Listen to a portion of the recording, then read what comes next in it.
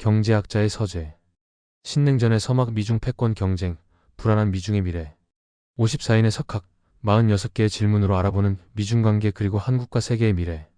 11강. 중국의 국력은 미국의 국력에 비해 어떻게 변해갈 것인가? 앤드루 에릭슨. 미국 해군참모대학교의 중국해상학연구소 설립자이자 전술 담당 교수다. 하버드 대학교 페어뱅크 중국연구소의 객원 교수로도 활동한다. 미국과 중국은 국가 시스템, 이해관계, 목표 등에 있어 점점 달라지고 있다. 일찍이 이 두 나라가 동시에 강대국이었던 적은 없었다. 중국 지도자들은 상대적으로 종합적 국력을 평가하고 그 동향을 면밀히 검토하며 그에 맞춰 정책들을 조정한다. 중국 경제는 이미 세계에서 최소한 두 번째로 규모가 크고 국방 예산 역시 두 번째로 많다. 미국은 전반적인 군대의 수준과 첨단화, 전력 조정력 등에서 앞서지만 중국 군대 역시 점점 우위에 서는 부문들을 하나둘 확보해 나가고 있다.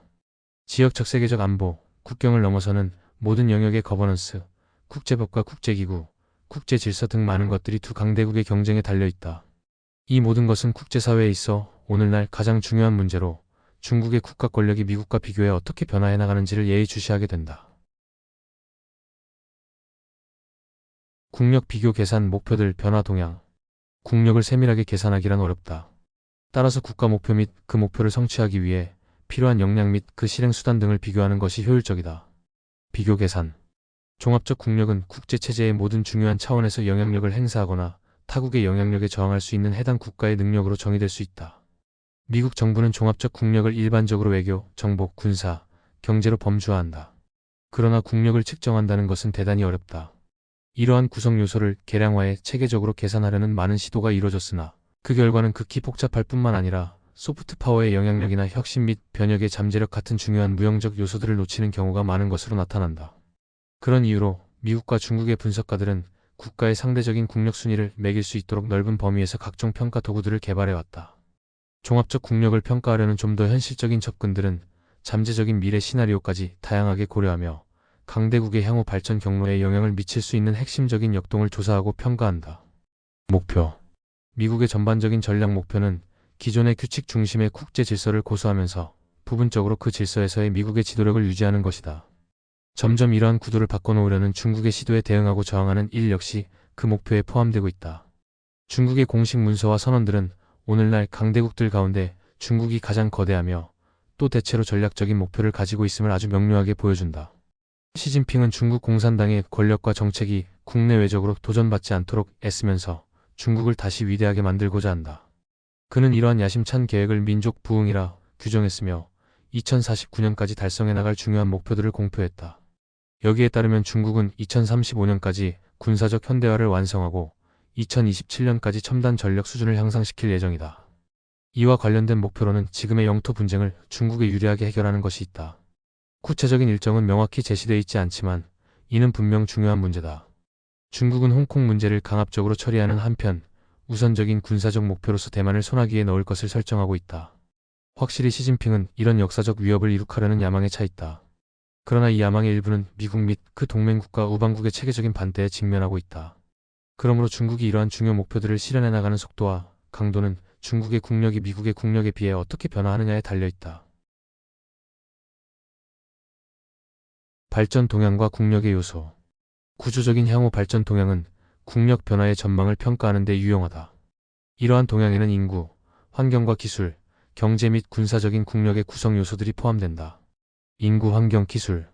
인구는 국력과 여러 중요한 사항들에 영향을 미치는 가장 중요한 요소이자 예측 가능한 요소다. 여기서 중국의 전망은 암울하다.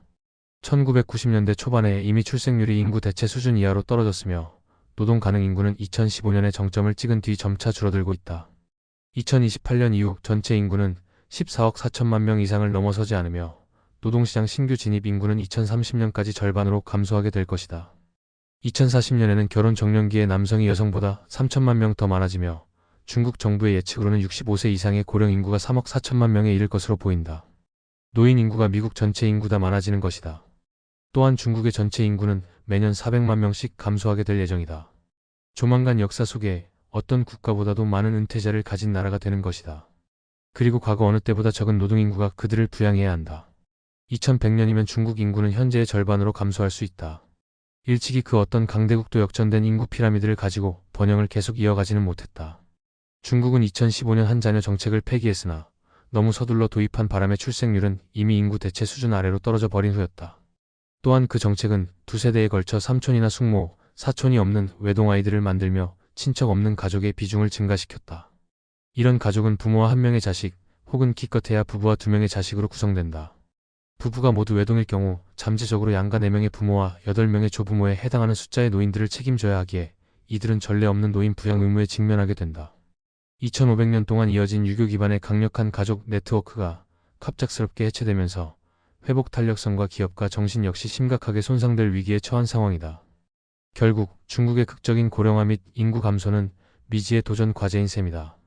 이렇게 점점 커지는 인구 공백을 메우고자 중국이 개발하고 있는 폭지 프로그램은 많은 예산이 들어가는 사업이며 경제 성장이나 외교 및 국방 정책에 쓸 자산을 돌려 쓰는 것이다.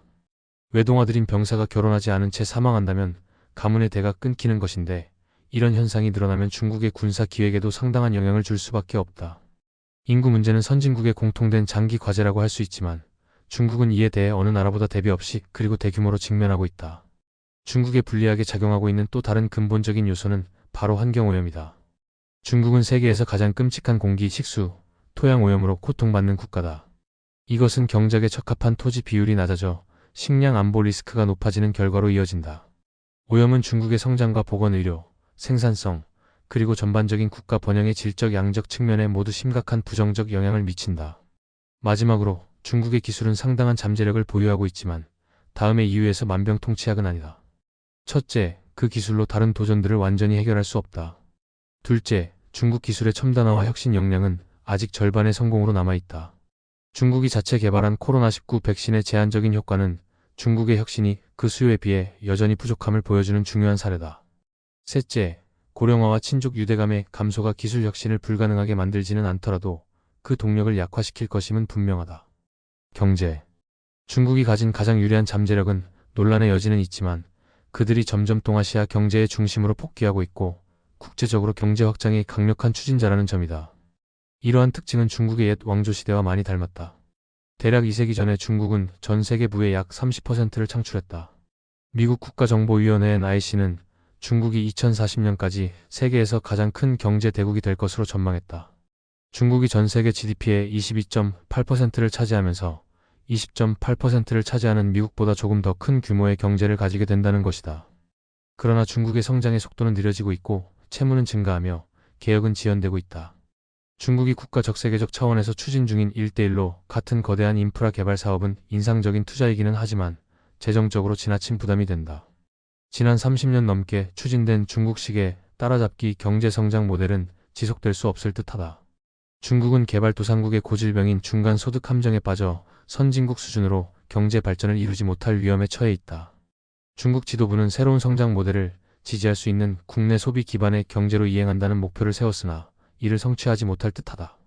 정부 주도의 투자와 제조업 중심의 구조로부터 혁신 서비스 경제로의 진정한 이행은 강력한 기득권의 저항을 극복할 수 있는 개혁을 필요로 한다. 중국 공산당이 이러한 산적 과제들을 수행하기에는 정치적 위험성이 너무 높다. 중국 지도자들은 경제적 관점에서 무엇을 해야 하는지를 알고 있지만 그런 선택을 하게 되면 자신들의 정치적 권위가 약해진다는 사실도 너무나 잘 알고 있다. 딜레마에 직면한 그들은 기존의 권력 구조를 유지하기 위해 단기적인 안정성을 추구하면서 미래의 경기 둔화를 감수하는 쪽으로 움직인다. 군사력은 시진핑이 전반적인 국가 목표와 하위 목표를 달성하는 데 결정적인 요소다. 이는 중국이 상대적으로 큰 우위를 점하고 있는 영역이기도 하다.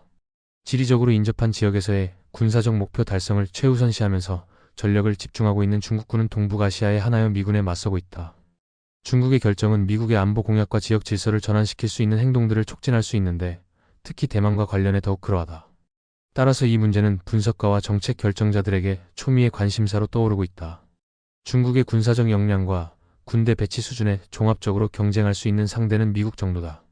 자체 개발 노력에 더해 외국의 군사 기술을 획득하고 적용하는 대규모 시스템의 지원을 받는 중국의 군사력은 영역과 규모 면에서 주변국들이 대적할 수 없을 정도로 급속하게 성장했다. 군사적 하드웨어 역량이 소프트웨어 역량의 발전까지 모두 이끌고 있다. 중국은 충분히 좋은 지금의 해법에 만족하는 한편 미래의 기술을 최대한 이끌어낼 여러 대규모 프로젝트에도 전략적 투자를 하며 전술적 유연성을 보이고 있다. 2020년 미 국방부가 의회에 제출한 연간 보고서에 의하면 최근 중국의 급속한 군사적 현대화는 여러 부문에서 정도의 차이는 있지만 해외에서 미국의 군사적 우위폭을 좁히고 있다. 그뿐만 아니라 군함 건조, 육상 재래식 탄도미사일, 크루즈 미사일, 통합적 방공체제 등에서는 이미 미국을 능가하고 있다. 그러나 이러한 성과들이 시공간을 초월해 계속 지속된다고는 볼 수 없다. 중국이 최첨단 기술을 얻으려 할수록 더 큰 비용과 복잡성에 직면하면서 진전 속도가 현격히 떨어지게 될 것이기 때문이다. 향후 전망. 미국의 전반적 세력과 영향력이 압도적이었을 때조차도 중국은 강대국이던 자국의 역사적 위상을 회복하려 애써왔다. 굴욕의 세기와 마오쩌둥 체제하의 경제적 고립 기간은 상대적으로 짧은 일탈의 시기로 치부된다. 지금 문제는 특히 시진핑의 목표와 미국을 고려할 때 중국이 얼마나 강한 국가가 될 수 있는지, 그리고 그것이 어떤 의미를 가지는지다. 최종적인 대답은 불확정적이다. 그러나 지금까지 언급한 내용들을 고려한다면 어느 정도 일관성 있는 통찰과 지표들을 확인할 수 있다. 중국의 국력이 증가하는 기세는 분명히 둔화되고 있으며 그 추세는 앞으로 더욱 심해질 것이다. 아직 중국은 전반적인 세력과 영향력에 있어 미국을 능가하지 못하며 대만 병합 같은 핵심적인 목표를 달성하지 못하고 있다. 지금의 난관들과 장기적 국력 동향을 고려하면 미국이 앞으로 험난한 길을 가리라는 것을 전 세계가 익히 알고 있다. 따라서 그러한 중국의 도전들은 이미 충분한 검토를 받았으며 어쩌면 일부 과장된 면도 없지 않다. 반면에 중국은 자체적으로 급증하는 도전에 직면하고 있지만 그 도전들에 아직 충분한 대응을 하지 못하고 있는 듯하다. 어찌됐든 성장 기조가 둔화된 중국이지만 일부 우위와 강점이 있는 영역에서는 중대한 수정주의적 성과를 낼 수 있다. 여기서 현 상태를 유지하는 것이 미국에게는 가장 유리하다. 한편 중국이 영유권을 주장하는 여러 분쟁 지역에서 그 목표를 기어코 달성하려고 한다면 중국은 훨씬 더 큰 위험과 더 낮은 실현 가능성을 떠안게 될 것이다. 물론 향후 몇 년 동안 세계는 미국과 중국의 세력 경쟁보다 더 많은 사건을 목도하게 될 것이다. 더 큰 역동성과 불확실성이 두 나라에 영향을 미칠 것이고 이는 다른 나라들도 마찬가지다. 한 가지 메가 트렌드가 특별히 큰 영향을 미칠 것인데 중국과 동북아시아에 닥치는 유례없고 돌이킬 수 없는 고령화가 바로 그것이다. 이는 다른 선진국들도 비슷하며 미국도 어느 정도는 예외가 아니다. 팽팽한 대결의 초기에는 강대국들 사이의 긴장, 위기, 충돌의 위험이 한층 높아질 것이다. 하지만 이후부터는 고령 사회의 평안을 추구하려는 경향이 늘어날 것이다. 물론 국가가 노하고 퇴보함에 따라 비국가 행위자들이 서로의 규범을 두고 다투며 무질서와 위험을 증대시킬 가능성이 커질 수 있다. 아마도 그런 상황이 오게 되면 미국과 중국의 관계는 궁극적으로 현재의 경쟁 관계와는 사뭇 다른 성격으로 재조명될 것이다. 이상으로 11강 중국의 국력은 미국의 국력에 비해 어떻게 변해갈 것인가? 이었습니다.